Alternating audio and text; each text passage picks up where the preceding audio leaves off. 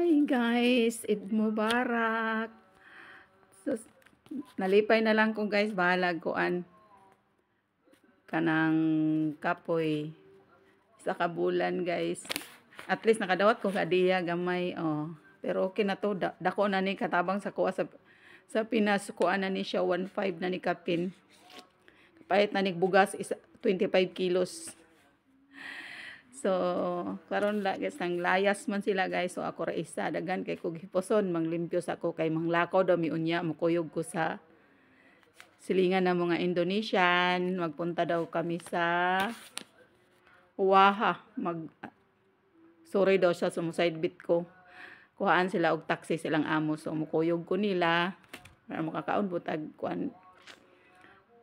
Jabi, mag-jabi daw sila, mag-jabi. So, yun lang guys. Lipay na kay kuanin. Ako'y kuan. 1.5 sa Pinas. So, bye-bye. Limpyo sa ko guys. Kaya basig bawion.